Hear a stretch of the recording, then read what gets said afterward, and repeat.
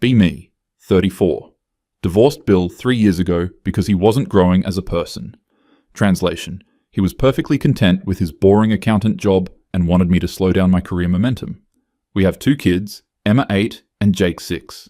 Fought tooth and nail for primary custody because obviously I'm the more capable parent. Ended up with 60-40 split, which was honestly insulting, but whatever. Bill gets them every other weekend and Wednesday nights. Been documenting everything in my co-parenting app because accountability matters. Recently started noticing the kids seem different when they come back from dad's. Emma keeps talking about Sarah's garden and Sarah's cookies. Immediately red flags everywhere. Who the hell is Sarah? Casually ask Emma during one of our mindful dinners about this mysterious Sarah. Oh, she's Daddy's friend who lives with us now. Lives with them. Bill didn't even have the courtesy to inform me he was cohabiting with some random woman around my children. Spend 3 hours that night researching Sarah on social media. Finally find her through Bill's tagged photos. Sarah Rodriguez, 29, preschool teacher. Of course she's younger. Of course she works with children so she can play the maternal angle. Scrolling through her Instagram, and it's all sunset photos and inspirational quotes about finding joy in simple moments. The kind of performative positivity that screams insecurity and lack of depth. Zero engagement with social justice issues, no posts about voting, nothing about environmental consciousness. Just vapid lifestyle content and pictures of homemade bread. Decide I need more intel, so I drive by Bill's house the next day during my lunch break. Just happen to be in the neighborhood, totally normal. See this woman in the front yard with my children, planting flowers. She's wearing some flowy sundress like she's cosplaying as a Pinterest mom. Emma is laughing at something Sarah said. Jake is actually helping her dig holes instead of having a meltdown about dirt under his fingernails like he does with me. Sitting in my Tesla watching this domestic scene unfold and feeling physically ill. That evening, I have a very necessary conversation with the kids about boundaries and stranger danger. Explain to Emma that just because someone seems nice doesn't mean we share our personal information with them. Ask if Sarah has been asking questions about mummy, or our house, or my job. Emma gets that confused look she gets when I try to expand her critical thinking skills. Sarah doesn't really ask about you, mummy. We just play games and stuff. The dismissiveness in her tone is concerning. Clearly this woman is deliberately positioning herself as the fun parent figure to undermine my authority. Text Bill that night, demanding a conversation about his living situation. He calls me back within an hour, which is more responsive than he ever was during our marriage. Rachel, I was going to tell you, soon, I just wanted to make sure it was serious first. Make sure it was serious. He's been letting some random woman bond with our children without proper vetting. Demand to know her background, her intentions, her financial situation. Bill gets that tone he used to get when he thought I was being unreasonable. Tells me Sarah's been wonderful with the kids, and that's all that matters. Hang up before I say something I might regret. Spend the weekend researching everything I can about Sarah. Find out she makes maybe $35,000 a year as a preschool teacher. Bill is supporting some broke woman who's clearly looking for a meal ticket. The power dynamic is completely unhealthy. She's probably love-bombing my children to secure her position. Decide I need to meet this person face-to-face to assess the situation properly.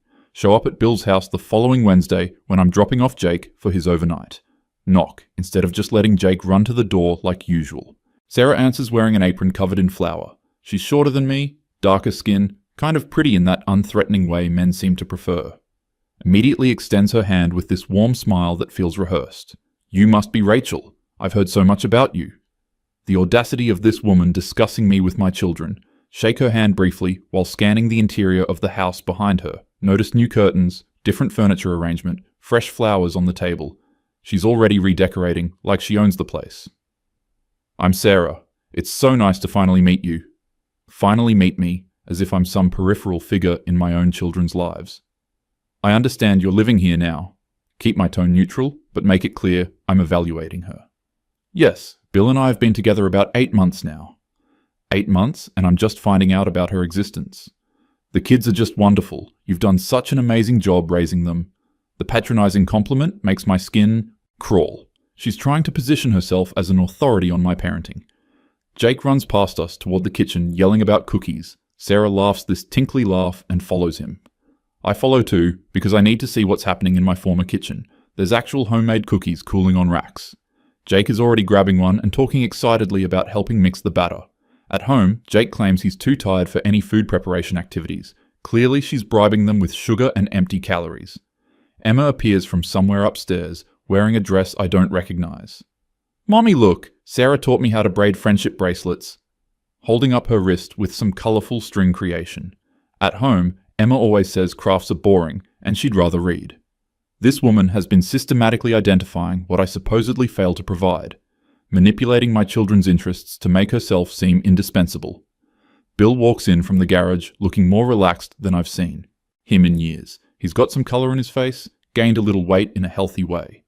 Wearing a casual button-down I bought him that he never used to wear, puts his arm around Sarah's waist in this casual, possessive gesture. They look at each other with this nauseating contentment, like they're starring in some wholesome family commercial. "Rachel, would you like some coffee? I just made a fresh pot." Sarah's still doing that hostess routine in what used to be my kitchen. Decline politely while noting she's already established domestic routines. Emma shows me her friendship bracelet again, and I praise her creativity. Mention that we should work on more challenging crafts at home that develop fine motor skills. Sarah gets this slightly confused look, like she doesn't understand the educational value. Of course she doesn't. She's focused on entertainment rather than development. Jake starts telling me about the butterfly garden they're planning. Apparently Sarah knows all about plants and ecosystems, which is ironic because I've been trying to get him interested in environmental science for months. But when I suggest educational nature documentaries, he complains they're boring. Suddenly he's fascinated by biology when it involves playing in dirt with Sarah. She's found the exact intersection of fun and learning that I've been working toward. Except she stumbled into it accidentally while I've been strategically planning. Stay for exactly 15 minutes to observe family dynamics. Notice how Sarah naturally includes both kids in conversation without lecturing, how Bill seems more present and engaged than he was during our marriage, how the whole house has this relaxed energy that I realized was missing before. Feeling increasingly uncomfortable with these observations. Make polite excuses and leave after reminding Jake about his homework schedule. Spend the drive home analyzing what I witnessed. Clearly Sarah is love-bombing the children with permissive parenting. All cookies and craft projects without any structure or educational goals. Bill probably loves having someone who doesn't challenge him to be better, someone who's content with mediocrity and surface-level happiness. The children are being seduced by instant gratification instead of learning delayed satisfaction.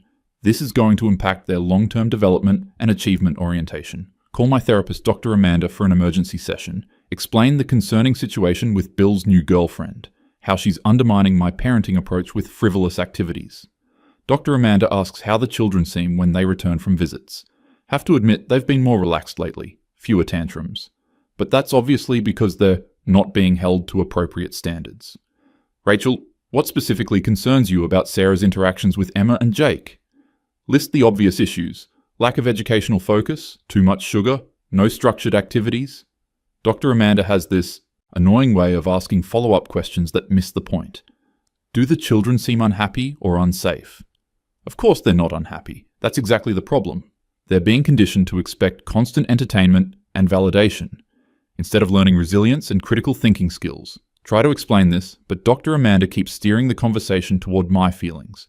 Obviously, I have feelings about my children's welfare being compromised. Any responsible parent would be concerned about inconsistent boundaries. Decide I need to document everything for potential custody modification. Start keeping detailed notes about what the children report from Bill's house. Emma mentions Sarah helped her with a school project about family trees. Red flag. Why is Sarah involving herself in academic work? Jake says they made pizza from scratch and he got to throw the dough. Concerning that she's teaching them to play with food. Emma talks about how Sarah reads different voices for all the characters during story time. I read to them too, but I focus on comprehension questions and vocabulary building. 3 weeks later, Emma comes home from Bill's house with a friendship bracelet for me. Sarah helped me make this one special for you, Mummy. The manipulation is so transparent it's almost insulting. She's trying to ingratiate herself with me through my own daughter. Emma explains that Sarah said it was important to make something nice for me, because I work really hard and deserve pretty things too. The woman is coaching my child to pity me for my career success. Decide I need to have a direct conversation with Sarah. Text Bill that I'd like to invite Sarah for coffee to discuss co-parenting coordination. He responds immediately saying Sarah would love that. Of course she would. Probably sees it as an opportunity to further her agenda. Arrange to meet at a neutral location downtown, upscale enough to establish appropriate context. Sarah shows up 10 minutes early, wearing jeans and a cardigan. I'm in my usual work attire, which clearly makes her self-conscious. She orders some basic latte while I get my usual oat milk cortado. Start with pleasantries about how well the children are adjusting. She beams talking about Emma's creativity and Jake's curiosity, like she discovered these traits instead of me nurturing them for years. I wanted to discuss consistency in parenting approaches. Explain that I've worked hard to establish routines and educational priorities. How important it is that the children experience similar expectations in both homes. Sarah nods enthusiastically, like she totally understands. That makes so much sense, Rachel. You're obviously such a thoughtful parent. The condescension is subtle, but definitely there. I'm still figuring out how to be helpful without overstepping. At least she acknowledges she's overstepping. Ask about her background with child development. Turns out she has an associate's degree and some early childhood training. Nothing compared to all the parenting books and research I've absorbed, but she talks about her classroom experience like it's equivalent, mentions how she's learned that different children respond to different approaches, clearly a veiled criticism of my structured methods. Emma seems to thrive with creative expression, and Jake loves hands-on learning, as if I haven't been trying to provide those exact things in developmentally appropriate ways. She asks about my work and seems genuinely interested. I explain my role developing marketing strategies for sustainable consumer products, how I'm trying to shift cultural attitudes toward more conscious consumption. Sarah nods, but I can tell she doesn't really grasp the scope or importance. That sounds really meaningful, making the world better through business. The oversimplification is mildly insulting, but probably reflects her comprehension level. Steer the conversation toward household routines. Explain that Emma and Jake have specific bedtimes, limited screen time, and structured homework periods. Sarah agrees these are important, but mentions they're pretty flexible on weekends. There it is, the permissive approach disguised as understanding. Ask about nutritional guidelines, and she talks about involving kids in cooking, which sounds nice, but completely misses the point about establishing healthy eating patterns. An hour into coffee, and I realize Sarah isn't malicious, just limited. She genuinely cares about Emma and Jake, but lacks sophisticated understanding of child psychology, operates on intuition and basic kindness rather than evidence-based parenting strategies. Probably thinks she's being helpful when she's actually undermining years of careful development work. The children are drawn to her precisely because she doesn't challenge them to grow, drive home feeling frustrated with the entire situation. Bill has chosen someone who makes him feel good about himself rather than someone who pushes him toward growth. Sarah represents the path of least resistance in every way. No wonder the children prefer the house with cookies and craft projects over structured learning activities. They're too young to understand that long-term development requires short-term discomfort. That weekend, Emma asks why I don't do more fun stuff like Sarah does. Explain that there are many different types of fun, including the satisfaction of accomplishing challenging goals. Emma gets that glazed look she gets when I try to expand her thinking. But Mommy, why can't learning be more like playing? Clearly Sarah has been feeding her these simplistic ideas about education. Spend an hour explaining how play can be educational if it's structured properly. Suggest we do a science experiment with baking soda and vinegar. Emma reluctantly agrees but keeps comparing it to Sarah's way of just letting her explore. Jake comes home the next week talking about the vegetable garden they planted. Apparently, Sarah explained photosynthesis through some story about plants eating sunshine. I've been trying to teach him about photosynthesis with proper scientific vocabulary, but he responds to her anthropomorphized explanation like it's revolutionary. Clearly she's dumbing down complex concepts instead of expanding his intellectual capacity, though I have to admit, he's suddenly interested in biology for the first time. Few weeks later, get an email from Emma's teacher about improved performance. Emma's been more engaged in group projects and creative writing assignments. Teacher mentions she seems more confident expressing herself. Obviously, these are positive developments, but I'm concerned about the underlying cause. Is Emma finally maturing into her academic potential, or is she being conditioned to seek approval through performance? Notice both kids have been having fewer behavioral issues at home. Emma's meltdowns about clothing choices have virtually disappeared. Jake actually helps with kitchen cleanup without being asked multiple times. These changes are obviously positive, but I'm concerned they're superficial.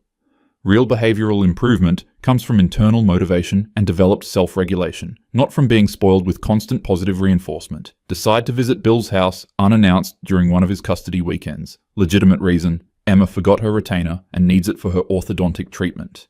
Arrive Saturday afternoon and find all of them working in the front yard.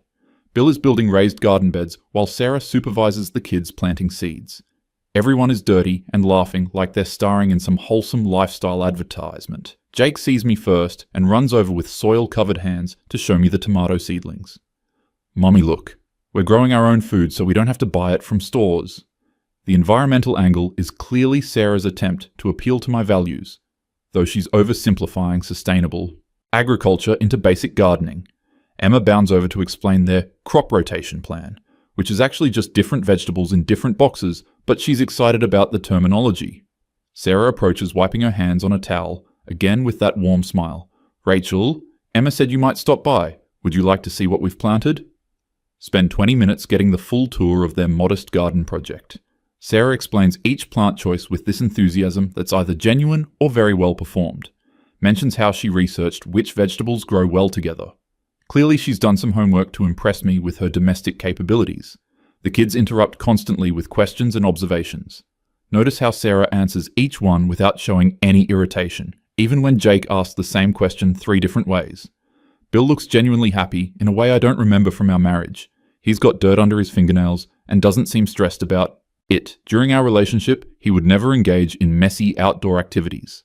Complained that gardening was impractical when we could buy organic produce. Now he's enthusiastically explaining soil composition to Emma like he's discovered agriculture. Clearly, Sarah has influenced him to embrace activities he previously dismissed as frivolous.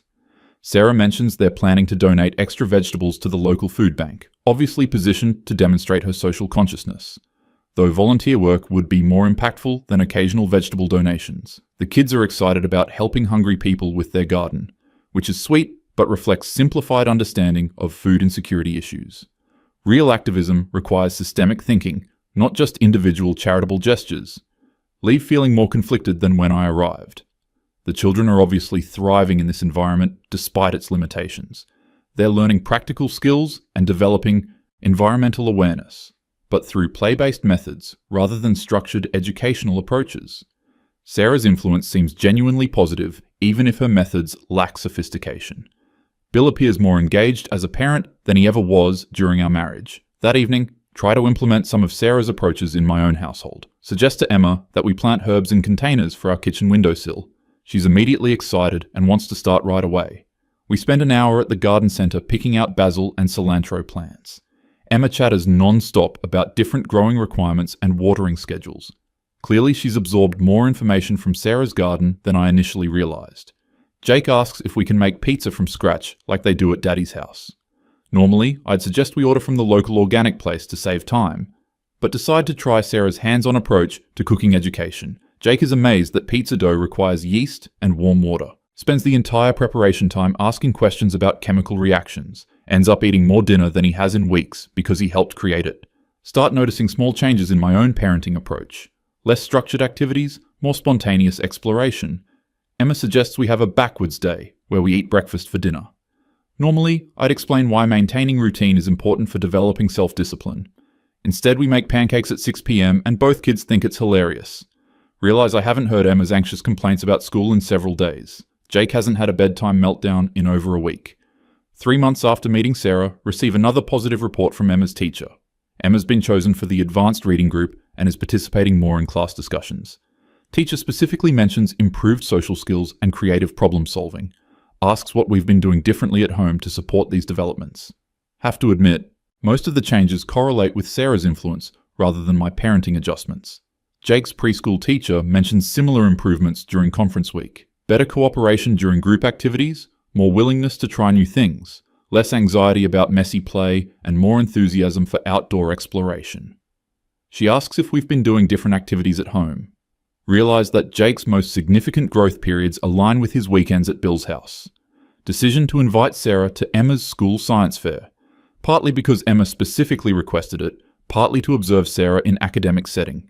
Watch Sarah engage with Emma's project about plant growth patterns. She asks thoughtful questions without oversimplifying or talking down.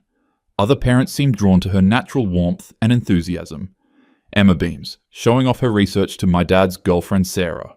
The possessive pride in Emma's voice is unmistakable. Overhear Sarah talking with another parent about classroom volunteer opportunities.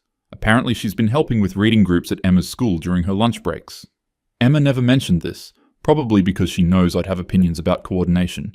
The other parent raves about Sarah's patience with struggling readers, mentions how she makes learning feel like play without sacrificing educational content.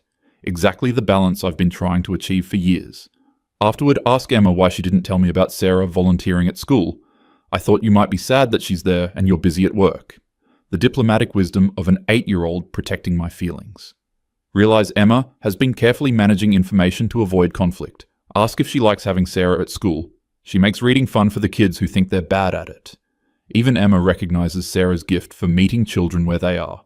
Start following Sarah's Instagram more regularly. Initially for reconnaissance, but increasingly out of genuine curiosity. Her posts about classroom activities show creative approaches to early literacy. Photos of science experiments using household materials. Simple art projects that develop fine motor skills while encouraging self-expression. The content is actually quite thoughtful despite the casual presentation style. Notice she occasionally shares articles about child development and educational research. Not the advanced academic journals I read, but reputable sources with practical applications. Her captions show she understands developmental psychology even if she doesn't use technical terminology. Comments from other teachers and parents suggest she's genuinely respected in her field. Realize I may have underestimated her professional competence. 6 months after the divorce, Bill texts asking if we can adjust the custody schedule. Immediately assume he wants more time to solidify Sarah's position with the children. Turns out he's asking for slightly less time because Sarah thinks the kids need more consistency. She's concerned that too much back and forth might be disrupting their sense of stability. The request demonstrates thoughtful consideration of the children's needs over the adults' desires. Agree to the schedule change, partly because it gives me more time with Emma and Jake. Partly because I'm curious about Sarah's motivations. Someone positioning herself for long-term relationship security would want more influence, not less. Her willingness to step back suggests genuine prioritization of the children's well-being. Maybe her approach isn't as calculated as I initially assumed. Few weeks later, Emma asks if Sarah can come to her piano recital. Initially resistant, because this feels like family territory. But Emma explains that Sarah has been helping her practice during her weekends with Bill. Apparently Sarah plays piano herself and has been working on Emma's stage confidence. Emma's been struggling with performance anxiety for months, despite professional lessons. Her sudden enthusiasm for the recital suggests Sarah's methods are working. Attend the recital and watch Emma perform with more confidence than I've ever seen. She makes eye contact with the audience and smiles instead of staring at her hands. Afterward, she hugs Sarah first, thanking her for the breathing techniques. Feels simultaneous pride in Emma's growth and discomfort about Sarah's role in achieving it. Other parents compliment Emma's performance and ask about her piano teacher. Have to explain that her regular instructor is excellent, but Sarah has been providing additional support. Driving home, Emma talks non-stop about how Sarah helped her imagine the audience as friends. Simple reframing technique that never occurred to me, despite months of trying to solve her anxiety. Realize Sarah's intuitive understanding of child psychology often yields better results than my research-based approaches. Maybe there's value in emotional intelligence that supplements formal education. Though I still believe evidence-based parenting provides essential foundation, few months later notice significant changes in Bill during pickup and drop-off interactions. He's more communicative, asks thoughtful questions about the kids' school and activities, remembers details about their friends and interests that he used to ignore, takes initiative in coordinating schedules instead of just responding to my requests. Clearly, Sarah's influence has made him a more engaged co-parent. Jake mentions that Bill and Sarah have been taking parenting classes together. Apparently, Sarah suggested they learn about positive discipline techniques and emotional regulation. The woman who I assumed was just providing fun distractions has been pushing Bill toward actual parental development. More growth in 6 months than I achieved during our entire marriage, though possibly my approach was too confrontational to inspire change. 1.5 years after meeting Sarah, both. Kids are thriving by every measurable standard. Emma's grades improved, she's made new friends, and her anxiety has significantly decreased. Jake is more confident, cooperative, and emotionally regulated than ever before. Their relationship with Bill is stronger and more positive. They return from his house happy and settled instead of overstimulated or conflicted. Realize that my initial concerns about Sarah's influence were largely unfounded. She hasn't undermined my parenting so much as complemented it with different strengths. The children benefit from experiencing multiple approaches to problem solving and emotional support. Maybe the diversity in parenting styles provides them with more comprehensive development. Though I still maintain that structure and high expectations remain important. Decide to invite Sarah to coffee again, this time with genuine appreciation rather than suspicion. Want to understand her background and philosophy more deeply. Turns out she grew up in a large family where she helped raise younger siblings. Learned early that different children need different approaches to feel supported and valued. Her classroom experience reinforced these insights about individualized learning. Sarah mentions she's considering going back to school for her bachelor's degree in early childhood development. Bill is encouraging her to pursue advanced education. She's interested in research about trauma-informed teaching and culturally responsive pedagogy. Clearly more intellectually curious and growth-oriented than I initially recognized. Her humility about her current education level is refreshing rather than concerning. Ask about her long-term goals with Bill and the children. She's thoughtful about the complexity of step-parenting and her role boundaries. Acknowledges that I'm Emma and Jake's mother, and she's trying to support rather than replace. Mentions specific ways she defers to my expertise while offering her own strengths. The conversation reveals someone who's genuinely committed to the family's well-being over her own ego. A few weeks later, Sarah texts me directly for the first time. Emma has been having nightmares, and Sarah wants to coordinate our responses. She's researched age-appropriate strategies and wants to make sure we're consistent. Suggests a brief phone call to discuss approaches instead of handling it independently. Demonstrates respect for my primary parent role while taking initiative to help. During the call, realized Sarah's insights about Emma's anxiety triggers are surprisingly sophisticated. She's noticed patterns I missed and has practical suggestions for addressing them. Her recommendations align with current research on childhood anxiety management. We end up talking for an hour about various strategies and dividing responsibilities. Feel like I'm collaborating with another parent rather than defending my territory. 6 months later, Emma asks if Sarah can come to parent-teacher conferences. Initially, hesitant, because this feels like overstepping traditional boundaries. But Emma explains that Sarah helps with homework and should know what teachers recommend. Realize that Sarah's involvement in educational support makes her input valuable. Agree on the condition that I lead the conversation and Sarah participates as support. During the conference, Sarah asks thoughtful questions about differentiated learning approaches, takes notes about strategies for supporting Emma's creative strengths while building analytical skills. Teacher clearly appreciates having multiple adults invested in Emma's academic success. Afterward, Sarah thanks me for including her and asks how she can best support the teacher's recommendations. No territorial behavior or attempts to position herself as an authority. 2 years after the divorce, attend Jake's kindergarten graduation together as a blended family. Bill, Sarah and I sit together while Emma saves seats. Jake beams seeing all his important adults in the same place. Other families comment on how well we coordinate as co-parents. Realize that Sarah's presence has actually improved my relationship with Bill by reducing conflict. Sarah suggests we get dinner afterward to celebrate Jake's milestone. During the meal, both kids chatter excitedly about their summer plans. Notice how naturally Sarah includes me in discussions about activities and schedules. She's planning a camping trip and wants to make sure it aligns with my work travel. Asks if I have any concerns about outdoor activities or safety considerations.